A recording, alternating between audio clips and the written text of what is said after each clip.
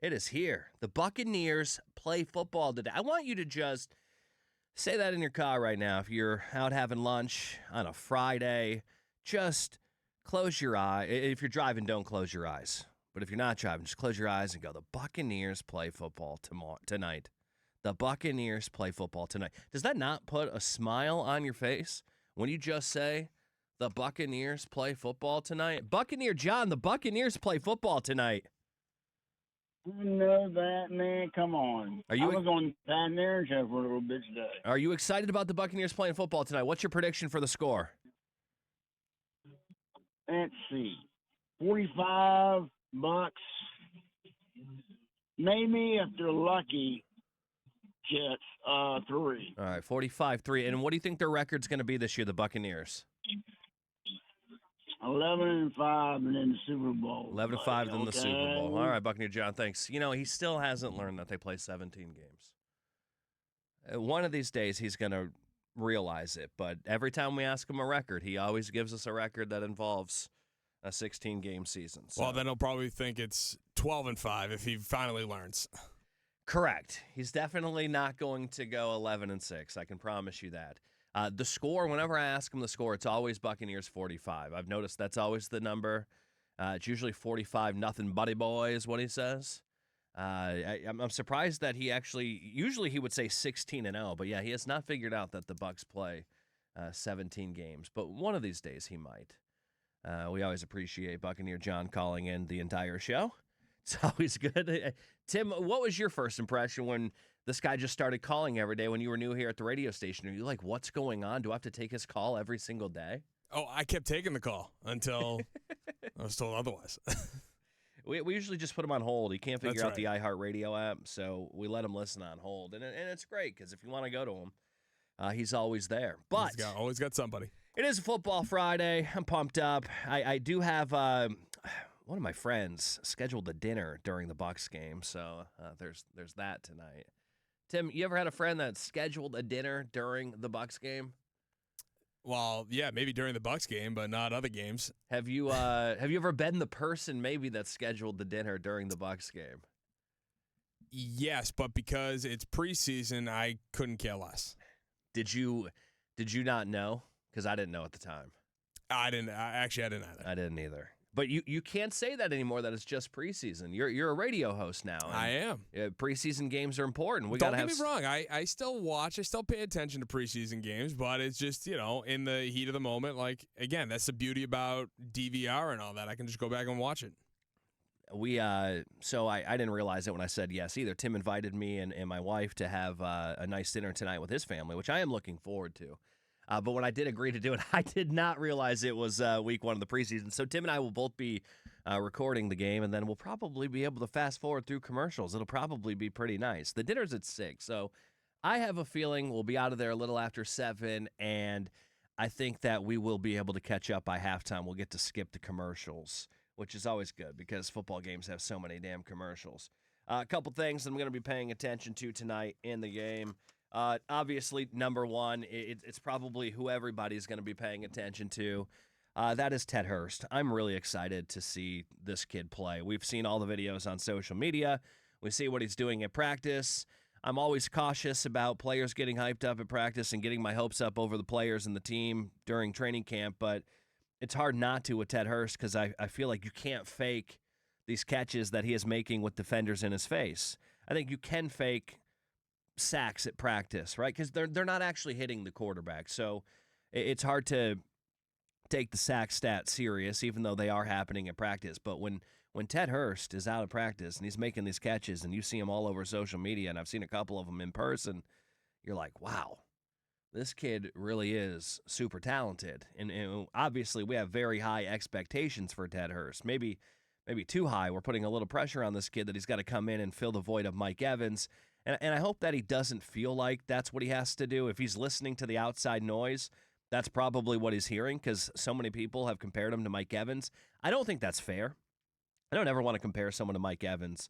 Mike Evans was a great wide receiver, elite wide receiver, one of the best in the game, and is going to go down into the Hall of Fame one day, and he's the greatest offensive player the Buccaneers have ever had in their franchise history. So I don't want to put that expectation on him, but he is going to have to fill that void. And what I mean by that, he doesn't have to go out and get you 10 touchdowns this year and 1,000 yards every single season, but he's got to be that X receiver that can go downfield, get up in the air, bring the ball down with him, and make big plays. And I think he's going to be a big target in the red zone, and I think he's going to be a big part of the red zone offense that wasn't really good last year. We expect him to be better under Zach Robinson, but the Falcons' offense at times struggled in the red zone as well. But I do think he's going to be a red zone threat for this team. That's something I'm going to be looking out for tonight if they make some trips into the red zone. How are they using Ted Hurst?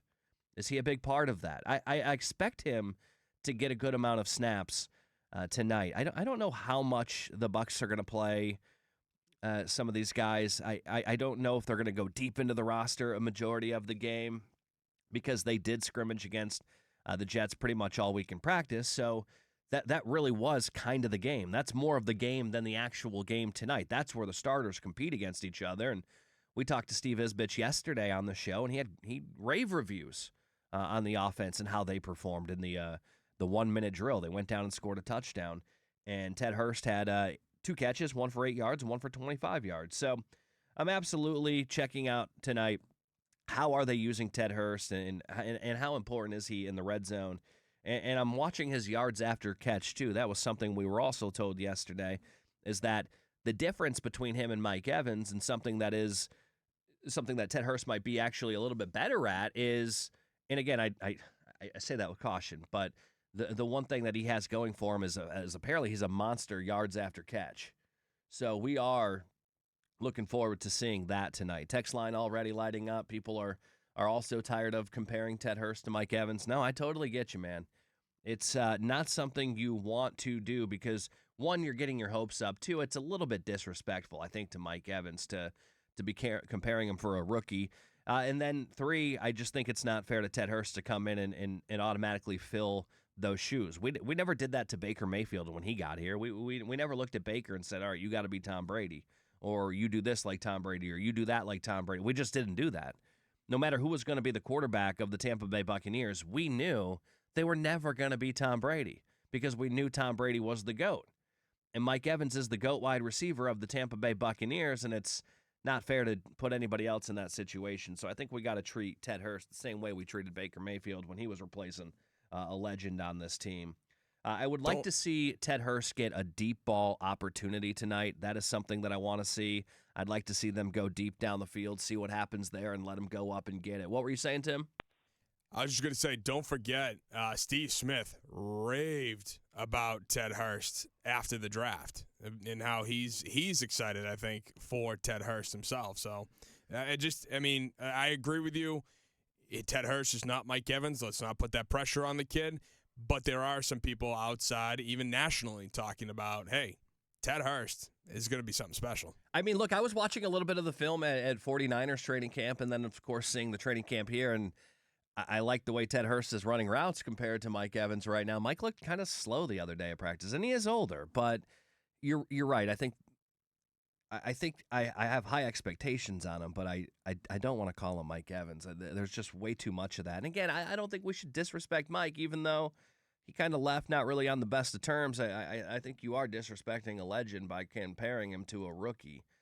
But Ted Hurst is a guy that he's made noise, and he's living up to it at practice. Now we want to see it in a game. David Walker, I think all eyes are going to be on tonight as well. I think we were all a little bit surprised seeing him as the third outside linebacker on this team, but I guess not really an entire surprise because, again, you can only take what you're hearing at training camp and the little clips that you see on social media so serious. Yes, he's got a sack. It's what seems like every single practice, but how real are the sacks? They just kind of blow a whistle. You're not actually taking the quarterback down. So for David Walker tonight, he has had a great camp. I'd like to see it translate on the field. Can we get a real sack in a game?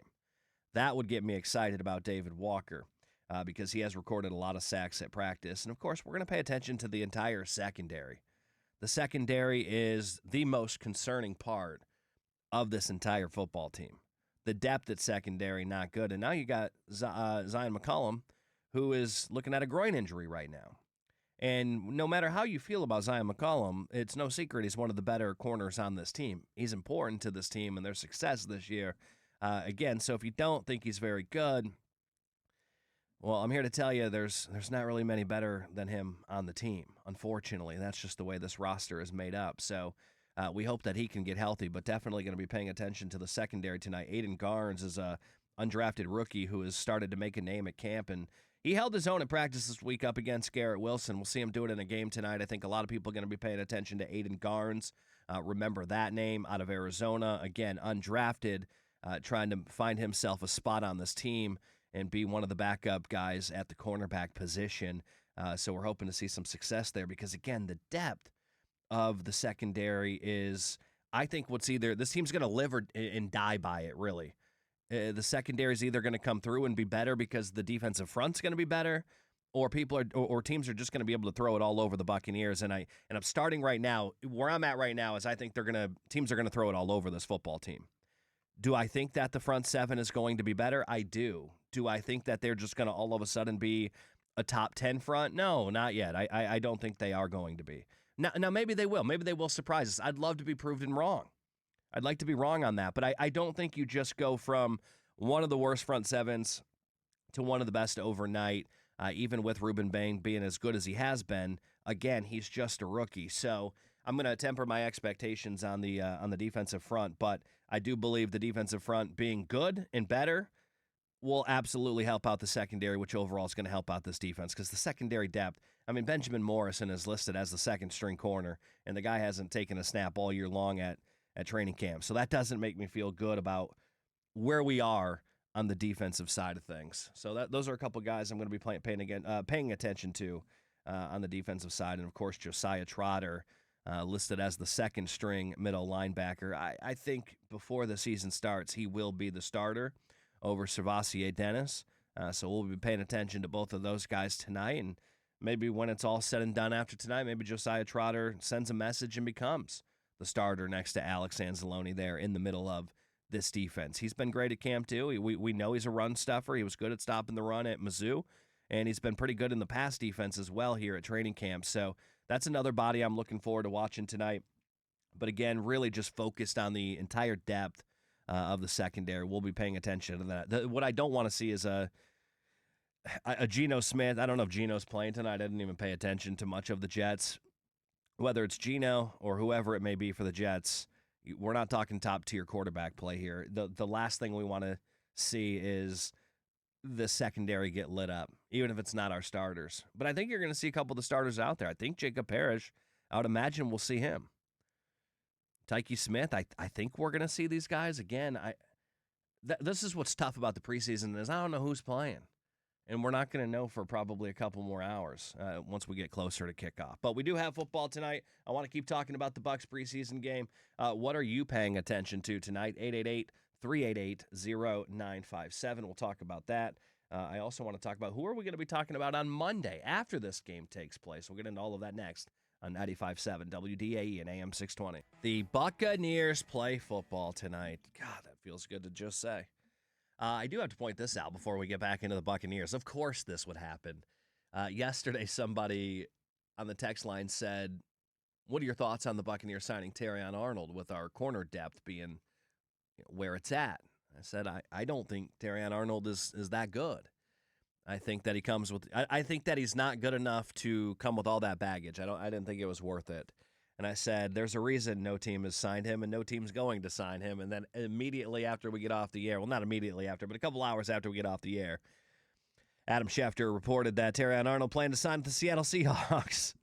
He also had visited the Texans, Saints, and Giants. The NFL must decide whether to put Arnold on the commissioner's exempt list after he was arrested on felony charges in connection with a robbery and kidnapping in February. I still stand by what I say, though. I don't think he's worth all of the drama. I don't think he's even really that good. He had a lot of potential.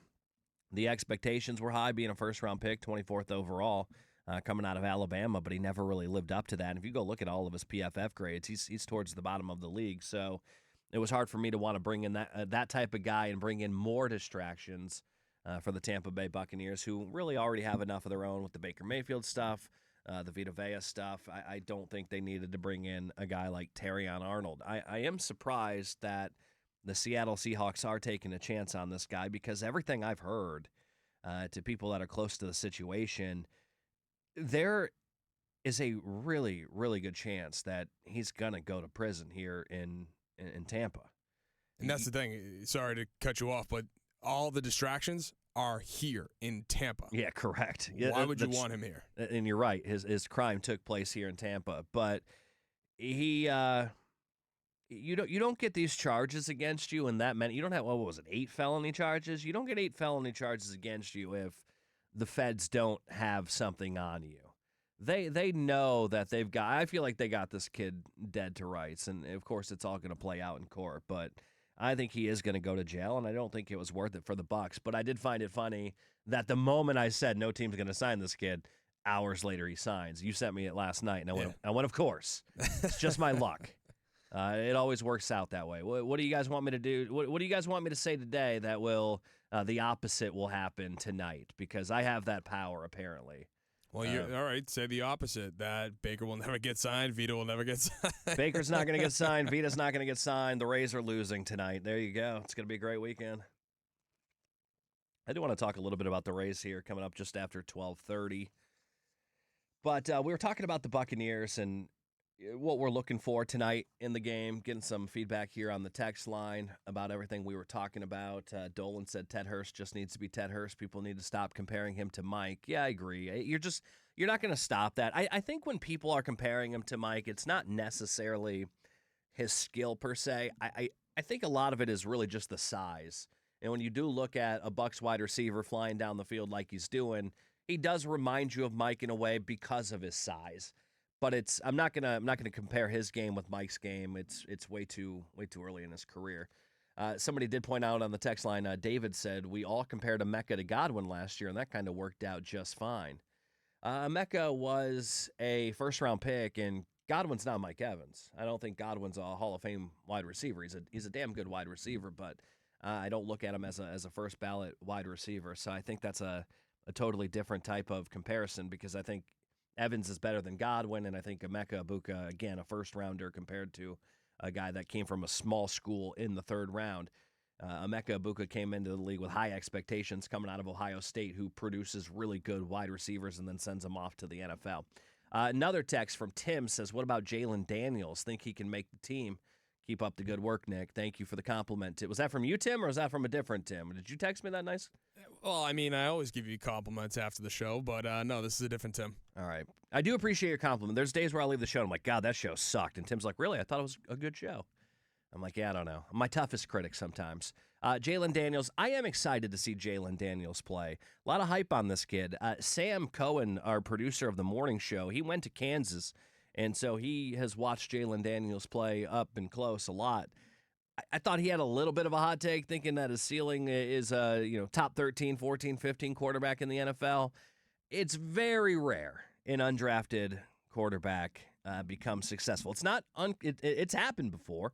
I mean, Kurt Warner, right, for an example, but it doesn't happen every single day. So I don't have those type of expectations, but I am excited to see him play tonight. And I know he's living out his dream, and that's part of what makes preseason football fun is watching these guys get to live out their dreams on the football field. But Jalen Daniels, I think he could be the 3rd string quarterback of this football team. Maybe we will find out tonight because it's really going to be a battle between Basilek and Jalen Daniels tonight. It's going to be their game with Browning out after he got hurt. So we'll see what the kid has tonight. That is something to watch. But I did have him down on my list as somebody I am excited to see. Of course, mostly I'm going to be paying attention to the defense because I'm just so intrigued of that's all we're hearing about in training camp is the defense, the defense, the defense.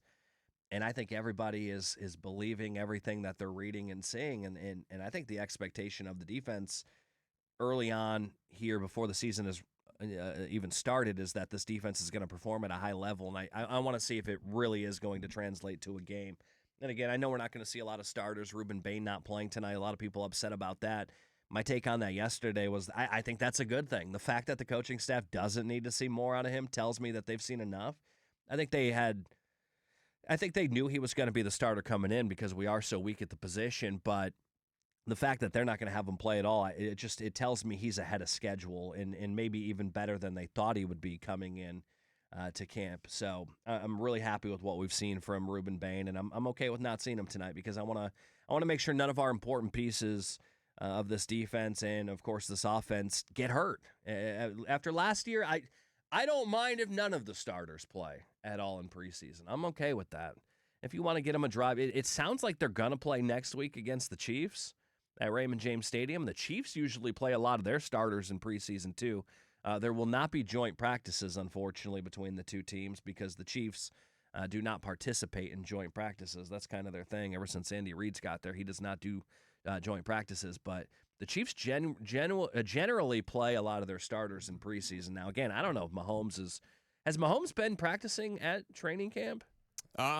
Good question. I actually haven't. I think he has. I don't know if he's been cleared to play for week 1, but I think he has been out at camp. I haven't really been following much of Chiefs camp, but I know they're trying to get him back for week number 1. We'll see what happens.